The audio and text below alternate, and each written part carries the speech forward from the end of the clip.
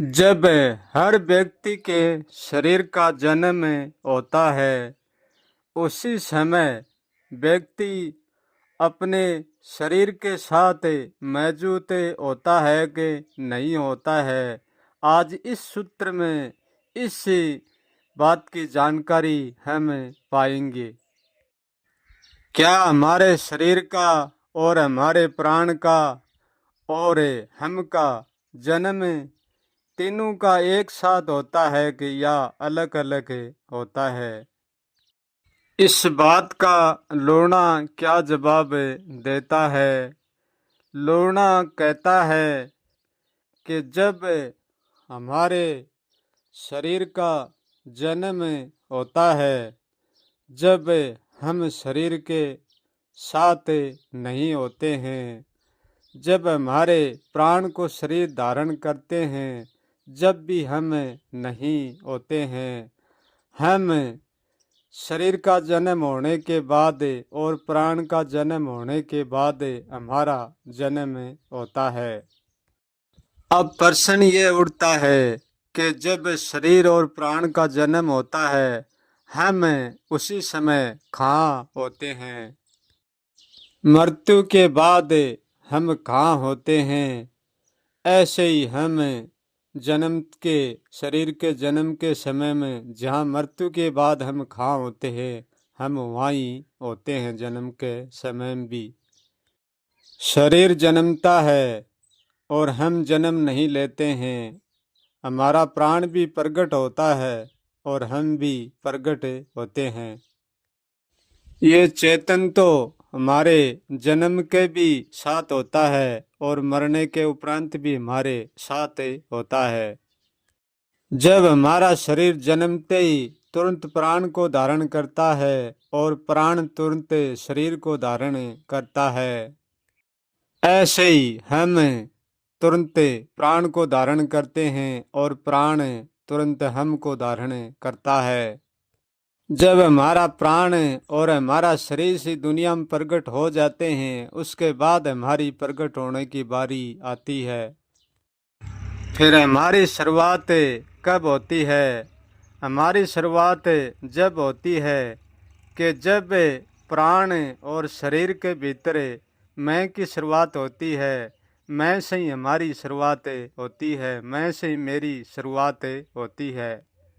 जैसे जैसे हमारा शरीर विकसित होता है, ऐसे ऐसे हमारी मैं भी विकसित हो जाती है और हमारी मैं चारों तरफ विकसित होती है। देखने से होती है, सुनने से होती है और सोचने से होती है और सिखाने से होती है। जब माता पिता हमें सब कुछ सिखाते हैं तो सीखने से हमें आगे बढ़ते हैं। जैसे बीज एक धीरे धीरे पेड़ का रूप ले लेता है, ऐसे ही फिर हम धीरे धीरे मैं का रूप ले लेते हैं। मैं तो व्यक्ति की पूर्ण कभी नहीं होती है। जब व्यक्ति अपनी मैं को पूर्ण करता है तभी मैं पूरी होती है। जब हमारे शरीर का जन्म हुआ था, उसी समय हम शरीर के पास मौजूद नहीं था। ऐसे ही जब हमारे शरीर की मृत्यु होगी, तब हम हमारे शरीर के पास नहीं होंगे। शरीर जन्मता सबसे पहले है और मृत्यु सबसे बाद में होती है और हम सबसे बाद में प्रकट होते हैं। हमारी मैं सबसे बाद में प्रकट होती है और मृत्यु सबसे पहले होती है। जब हम शरीर प्राण को छोड़ेंगे तब हम उनके साथ नहीं होंगे और जब ये जन्म लिया था शरीर और प्राण, जब भी हम उनके साथ नहीं थे। सबसे पहले मृत्यु हमारी होगी, यानी हमारी मैं की होगी, हमारे होश की होगी। मैं तो कब का ही मर जाता है और शरीर प्राण धड़कते धड़कते बहुत समय काट देते हैं। चेतना तो बहुत पहले ही गायब हो जाती है और प्राण और शरीर गायब होते बहुत टाइम लेते हैं। थोड़ा बहुत शरीर में प्राण धड़कते हैं जब लोग सोचते हैं कि ये जिंदा है, परंतु वो तन से और प्राण से ही जिंदा है। वो मन से कब का ही मर चुका, मैं से कब का ही मर चुका। उससे कब का ही मर चुका।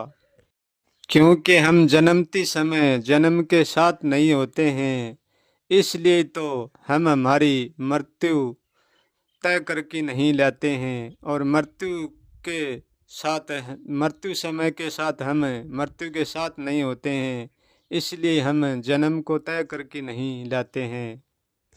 यहाँ कोई भी व्यक्ति अपना जन्म तय करके नहीं आता है और कोई भी व्यक्ति अपनी मृत्यु तय करके नहीं आता है, इसलिए तो व्यक्ति को अपनी जन्म और अपनी मृत्यु पर कोई अधिकार नहीं है और उसको पता भी नहीं होता है।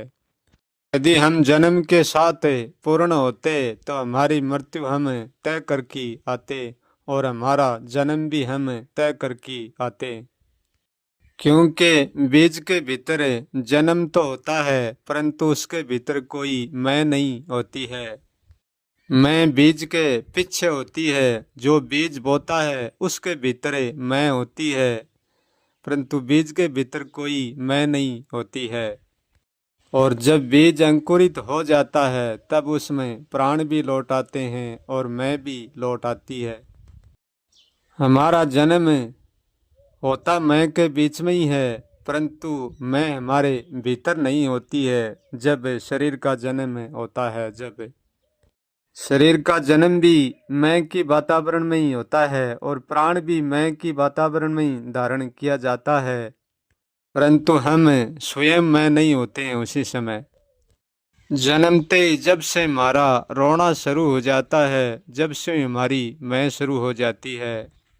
मैं के बिना शब्द तो गूंज सकता है, परंतु मैं के बिना कोई रो नहीं सकता।